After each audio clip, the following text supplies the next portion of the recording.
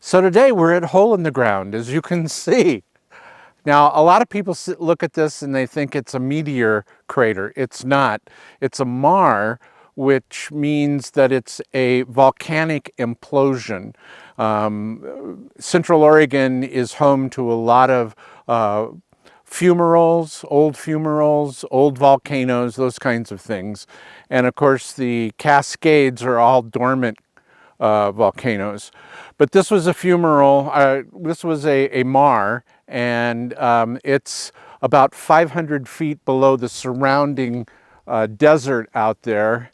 And it's about 200 feet, I can't remember if it's feet or meters, from down below up to the top. But it's a cool place, and a lot of people don't see it because it's about a 6 mile drive down a dirt road off the highway, and there aren't any signs. There used to be signs, but the people who come out here have stolen the signs, so you don't know where to turn off. Now, just between you and me, you turn at the mile 22 marker, and you come up about 6 miles up the dirt road.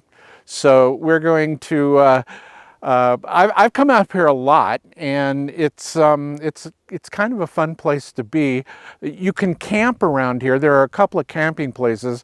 The car over there is near a rock, and you can see where people have built campfires under the rock, which is probably the best place to put it.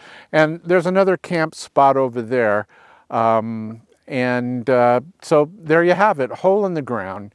And it was created somewhere between 13,000 and 18,000 years ago.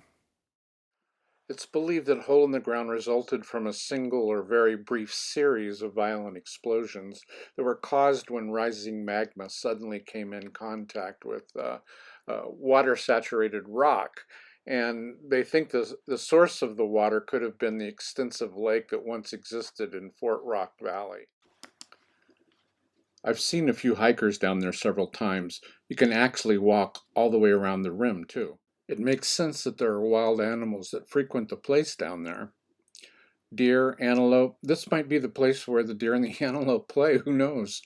Certainly rock chucks and squirrels. I've seen bear scat a few times around the rim.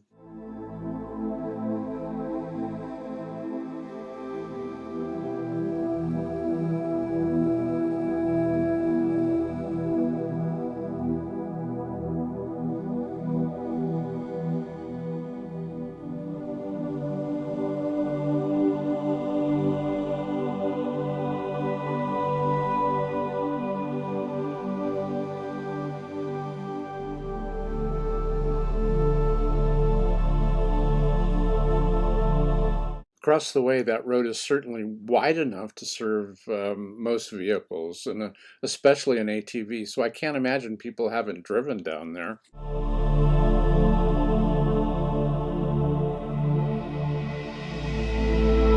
The floor, the steep slopes and rim are blanketed by pumice from Mount Mazama, which later became Crater Lake, and also the nearby Newberry crater.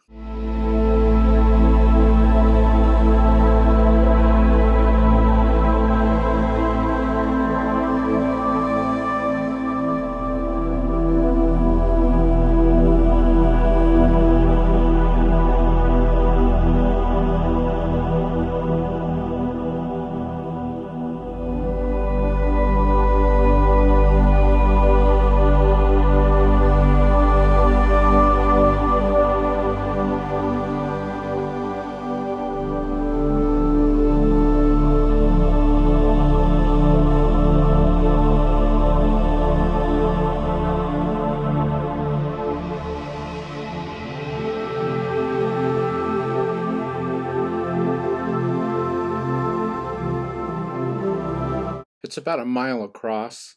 Despite what I said earlier, it's 425 feet deep and 1 to 200 feet above the surrounding plain.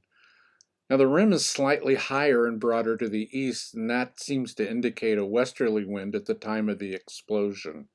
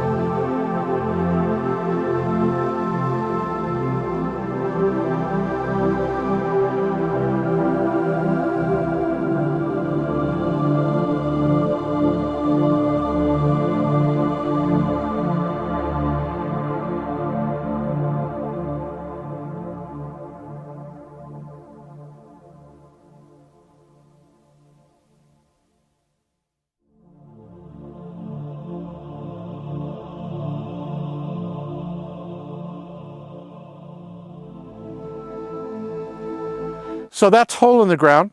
I hope you enjoyed what you saw. I've captured a lot of footage through the times I've been out here, and you've seen some of that today. So we'll see you next week.